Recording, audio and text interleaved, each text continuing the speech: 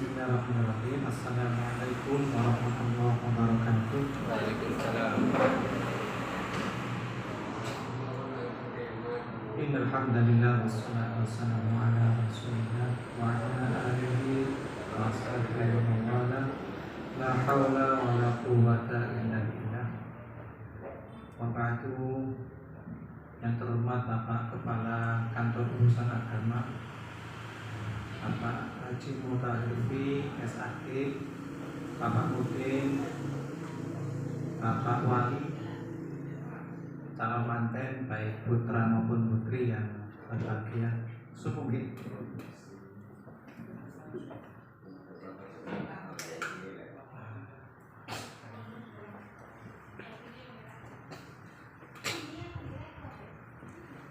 Alhamdulillah kita pada pagi hari ini dipertemukan oleh Allah dalam forum yang mulia, forum manfaat, satu forum yang satu tahap sebelum kalian dengan semua melaksanakan akad nikah. Jadi kegiatan rapat itu adalah kegiatan resmi yang diamanatkan oleh undang-undang, oleh peraturan Menteri Agama yang harus dilakukan oleh semua KUA seluruh Indonesia sebelum akad nikah dilakukan. Jadi ini resmi, tidak hanya KUA Kecamatan Pancen saja yang melaksanakan, tapi semua KUA seluruh Indonesia. Memang aturannya seperti itu. Kenapa rafa itu harus dilakukan? Karena di rafa itulah data-data jenengan itu di cross check. Kadang-kadang data itu antara KK, KTP, akte kelahiran, ijazah, kadang-kadang buatan sambung gitu. Nah maka itu kemudian mana kira-kira yang paling bisa dipakai. Biasanya kita itu menggunakan KK sebagai patokan utama. Jadi kita itu menggunakan KK sebagai patokan utama dalam rangka menulis buku. Kadang-kadang di akte kelahiran itu Muhammad teman ada yang pakai U, pakai O, pakai CH, kan biasa. Ijazahnya pakai U. Maka yang kita pakai adalah KK. KK patokannya. Kalau KK beda dengan akte, berarti nanti kalau mau menyamakan ya aktenya dirubah sesuai dengan KK, atau KK-nya dirubah dulu sebelum. Pokoknya patokan kita itu adalah KK. Kenapa KK sebagai patokan? Karena di KK adalah ada nomor induk kependudukan. Kita berbasis NIK karena kita online ya, kita dengan Dukcapil sudah online, jadi begitu NIK diklik data itu akan keluar. Kita daftar online ya. Kita dengan dulu, kalau dulu itu manual, tidak online. Karena online maka ada database yang harus dipakai patokan. Dalam hal ini adalah KK. Karena di KK ada NIK nomor induk. Itu kenapa pentingnya rapat. Yang kedua, rapat juga penting. Kenapa? Karena di rapat itu nanti akan di cross check walinya, wali jenengan. Maka wali itu perlu dihadirkan. Kenapa? Karena di cross check. Jangan sampai kemudian nanti yang menjadi wali itu tidak sah. Gitu. Waktu lagi, yang jenengan kan sah gitu. Soalnya bapak kandung gitu. Karena ada banyak kasus, ada orang yang mengangkat anak, istilahnya mupon namanya begitu, mupon anak dari bayi diangkat, kemudian akte lahirnya bin orang yang mengangkat. Nah kalau dia seorang perempuan, anak perempuan tidak bisa, walaupun dari kecil sudah diasuh, walaupun di aktenya sudah bapak yang mengangkat, nggak bisa jadi wali. Apapun alasannya, tetap nggak bisa jadi wali. Nah kadang-kadang ada orang yang menutupi seperti itu, ditutup-tutupi cari alasan bohong sana bohong sini demi dia pengen jadi wali. Kok aku dari kecil wis ngomong wis biaya wis sekolah aku kan sudah di wali gitu. Nah, kasus-kasus seperti ini itu banyak terjadi, makanya perlu ada rapat untuk klarifikasi wali. Ada juga yang ditutup-tutupi, orang tuanya masih hidup tapi sakit-sakitan dibilang mati. Ada seperti itu, akhirnya saudaranya yang jadi wali dianggap mati, padahal masih tak bisa. Apapun kondisinya, orang tua itu wali itu yang paling utama. Kalau masih ada, dia yang harus jadi wali. Kalaupun dia benar-benar berhalangan, mungkin karena sudah pikun, tidak sadarkan diri, nah itu baru kemudian pindah ke wali dan tidak bisa turun ke wali berikutnya, karena masih ada wali hakim. Nah, inilah pentingnya kemudian wali itu dihadirkan. Nah, kalau dengan walinya masih di Malaysia ya, nanti kalau sudah hadir segera mungkin dibawa ke KUA. Nanti kalau sudah diklarifikasi, sudah sah menjadi wali, tanda tangan. Nah, itulah pentingnya. Kalau wali ini tidak diklarifikasi, gitu, terus walinya tidak sah, otomatis nikahnya tidak sah. Kalau nikahnya tidak sah, otomatis sama hubungan suami istri tidak sah. Nah, kalau tidak sah, terus hubungannya apa? Nah, itu tadi pentingnya rapat. Jadi agenda pada pagi hari ini yang pertama rapat, yang kedua adalah sustatin kursus tahun pengantin. Itu masalah kecil-kecilan.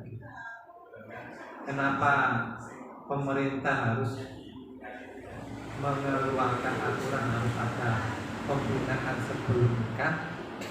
Ya karena di negara kita ini angka perceraian itu sangat tinggi.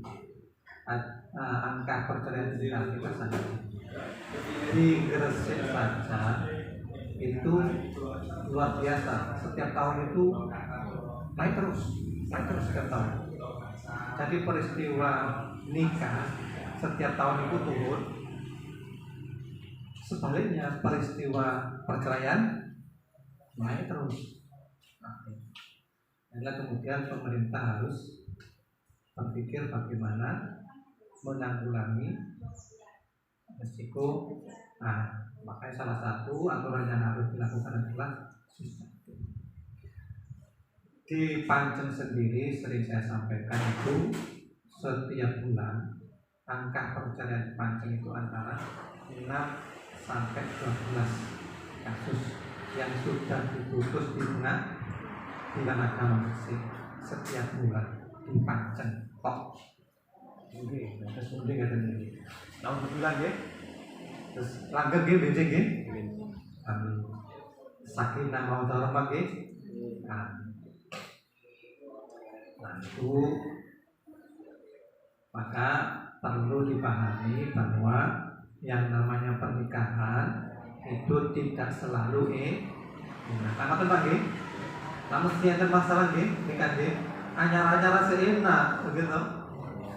Ini anyar-anyaran sak ulan-ulan sekak rasa. Masuk bojo ke atas dino barang ya wis oke wae. Bojo mutet barang ya kasih ngono to ae. Sak ulan gitu. Barang wis tahun-tahun apa maneh duwe anak. Tentu banyak. Maka menurut Kiai Haji Molik klik Purnomo itu paling tidak seorang laki-laki itu tugasnya adalah satu ngayomi. Tugas laki-laki adalah ngayomi, melindungi keluarganya, melindungi istrinya dulu ketika masih perawan itu sering digodain cowok-cowok. mlaku ngono wis cowok-cowok iki duit-duit dikuda-kudani. Tapi ketika sudah punya suami nggak bakalan ada yang menggoda. Itu salah satu bentuk mengayomi. Mengayomi bisa juga dalam bentuk fisik, ya, benar-benar melindungi dari mara bahaya. Ketika ada orang mengganggu, dilindungi fisiknya. Atau bisa juga berarti non fisik, psikisnya. Jangan sampai kemudian istrinya itu merasa tertekan, gitu.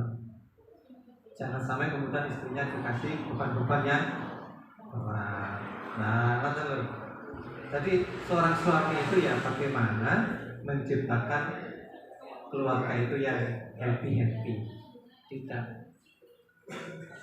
laki-laki terus titik-titik panik, titik panik. Akhirnya Pak istrinya juga ikut panik. Sebisa mungkin kalau ada masalah sehingga dalam kondisi keluarga tidak kemudian kecil. Yang kedua, tugas suami itu adalah ngayomi, terus ngayemi. Ayem itu berarti apa nih? Tenang nggih, tentram. Menciptakan keluarga yang tenang, nggih. Keluarga tenang itu syaratnya adalah sebisa mungkin kebutuhan dipenuhi. Kemudian psikisnya dijaga. Tidak temperamental, tidak gampang marah, tidak mengucapkan ucapan-ucapan yang kasar. Wa ashiruhunna bil ma'ruf, pergaulilah pasangan kalian dengan ma'ruf, dengan baik. Nah, salah satu faktor orang itu temperamental itu adalah nyuwun sewu. Biasanya orang temperamental itu sholatnya tidak istiqomah. Biasanya seperti itu. Mas tahu? Ya. Ada penelitian di Amerika itu, ada ilmuwan masuk Islam gara-gara meneliti perilaku orang sholat. Jadi ketika dia sujud itu, dia teliti apa manfaatnya sujud. Ini orang Amerika, kemudian pada akhirnya masuk Islam. Ketika dia sujud itu, ilmuwan Amerika ini meneliti apa fungsinya orang sujud. Ketika diteliti ternyata benar, otak manusia ini ada otak kecil yang itu tidak bisa dialiri oleh darah dalam kondisi normal. Hanya bisa dialiri ketika apa? Sujud. Jadi otak kecil yang ada di otak, ada satu organ di otak itu yang itu tidak bisa dialiri oleh darah dalam kondisi normal, dalam kondisi berdiri, dalam kondisi duduk, dalam kondisi berbaring, tidak bisa. Hanya bisa ketika saat apa? Sujud. Dan otak kecil itu berfungsi untuk mengendalikan emosi. Ketika makanya Allah berfirman inna sholata tanha 'anil fahsya'i wal munkar. Ya karena faktor itu, ketika dia sujud maka darah ke otak itu suplainya itu tercukupi. Dan itu yang mengendalikan emosi. Maka ketika ada orang yang temperamental, boleh jadi sholatnya belum beres. Apalagi sholatnya gotang-gotang. Nah, maka pesan kita adalah dalam membina rumah tangga, sholatnya harus dibeneri. Dalam menciptakan suasana apa? Ngayemi. Itu harus ditata.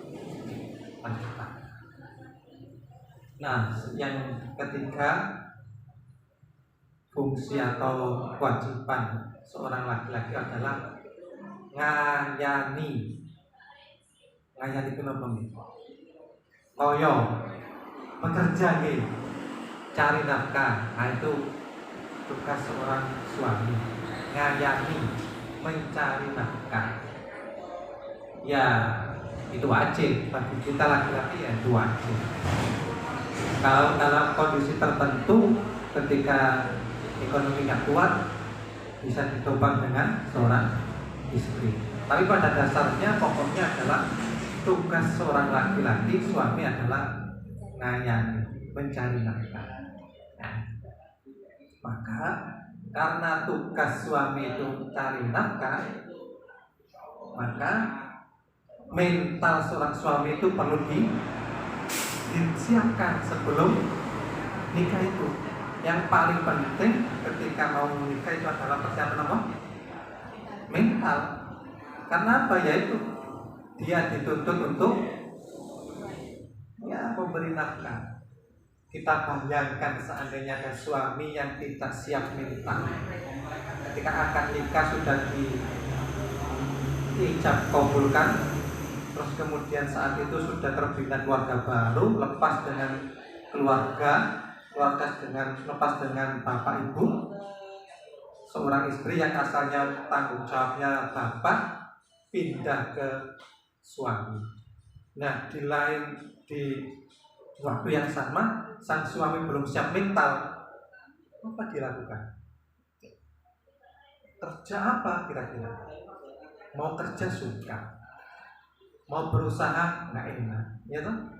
Karena apa? Belum siap mental. Maka yang paling pokok dalam membina rumah tangga terutama bagi laki-laki adalah mental harus benar-benar ditata, harus ditata dalam diri bahwa ketika ijab kabul sudah dilakukan, saat itu saya sudah menjadi keluarga baru, harus lepas dari apa? Orang tua, harus mandiri. Apapun resikonya, apapun akibatnya harus ditanggung oleh seorang laki-laki sebagai kepala keluarga. Jangan kemudian titik-titik sampai karo wong tuwa. Tahu bilang ya. Titik-titik sampai wong tuwa. Titik-titik curhat wong tuwa. Kalau bisa apapun masalahnya selesaikan berdua. Jangan titik-titik sampai karo wong tuwa. Pak, bojoku itu nak ini. Walaupun itu orang tua, apapun kondisinya yang harus dirembuk. Nah, ketika seorang suami sudah siap mentalnya, kemudian dia mau mencari nafkah, apapun kondisinya, itu insya Allah akan membahagiakan bagi seorang istri. Tapi sebaliknya ketika suaminya itu nyuwun sewu isu gitu, kalau nyambut gawe bingung nyambut gawe, oh aku gak iso nyambut gawe, bayarannya dolar. Nah, saya itu dulu ketika kuliah di Jogja, kuliah saya tahun 99 saya kuliah di Jogja itu S1.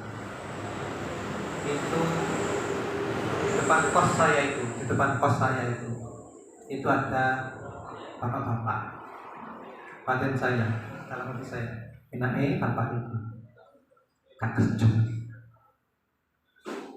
Saya betul, saya tahu gak kerja orang. Jadi bapak-bapak itu ini ya, nggak perlu dicontoh ya, artinya ya ini sebagai pelajaran bahwa memang ada seperti itu di depan kos saya. Jadi bapak ini nggak pernah kerja, dia bangun tidur itu sekitar jam 8. Ketika bangun tidur, apa yang dilakukan? Pertama kali yang dilakukan adalah ngopeni manuke, kutut. Iku sing diopeni disemprot, terus kotorannya dibuang. Hanya itu. Terus kalau siang kemudian ke warung kopi, nggak bisa. Ya kerjanya dari mana? Ternyata istrinya itu punya kos-kosan. Ya hanya itu, tadi kos-kosan itu. Yang laki-laki nggak kerja, enak banget ya. Tapi itu saya kira nggak perlu dicontoh. Saya kira itu nggak perlu dicontoh. Idealnya adalah seorang suami itu adalah ngayahi, memberikan nafkah baik lahir maupun batin. Apapun kondisinya, apapun pekerjaannya, sebisa mungkin seorang istri harus ya terima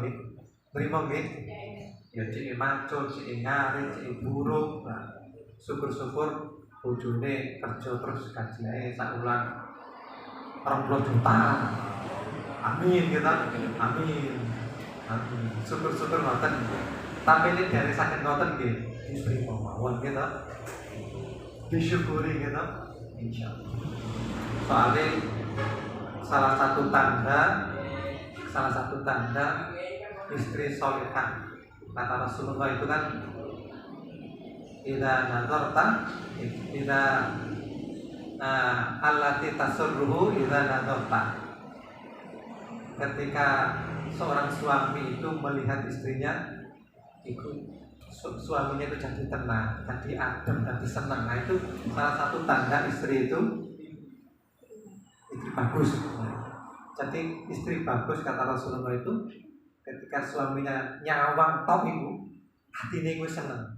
Nah, bojone sing lanang nyawang, bojone sing wedok terus iso guyu itu tanda istri itu baik. Dan guyu itu gak gampang. Istri bisa tersenyum itu gak gampang. Iya nek tanggal 6 guyune gampang gitu. Tanggal 6 tiga duit 10 juta. Ah guyune wis ngene. Sing akeh di kono lho bikine gak bisa jenengan Mbak. Tapi gue wis tanggal tua gitu. Ini kan repot. Dijak guyu wis ngene to. Tapi kata Rasulullah, ketika istri kemudian bisa membuat laki-laki tersenyum, itulah istri yang bagus dan sempurna. Bok kajine cilik, bok kajine gede, bisa tersenyum. Artinya kalau istri kemudian bisa tersenyum itu kan berarti menerima keadaan tuh. Apapun kondisinya. Syukur-syukur kalau kondisinya mapan, banyak uang, syukur-syukur. Tapi kalau dalam kondisi kurang mapan terus dia bisa tersenyum, itu kan artinya dia bisa menerima apa? Keadaan. Dan ini tidak gampang. Makanya Rasulullah allati tasurruhu juga menyenangkan suami ketika suami melihat. Itu salah satu tanda istri solehah. Kira-kira sakit ngoten Pak? Insyaallah. Awal-awal gitu, insyaallah. Mudah-mudahan bisa melaksanakan apa yang disabdakan oleh Rasulullah SAW. Hadirin saya kira itu pengantar hari rapat dan ini. Mudah-mudahan apa yang saya sampaikan ini ada guna dan manfaatnya. Kalau berkenan, saya mohon maaf yang sebesar-besarnya. Selanjutnya akan dilakukan rapat yang nanti dipandu oleh Bu Binda. Dari saya cukup. Assalamualaikum warahmatullahi wabarakatuh. Selanjutnya Bu Binda, monggo diteruskan rapat.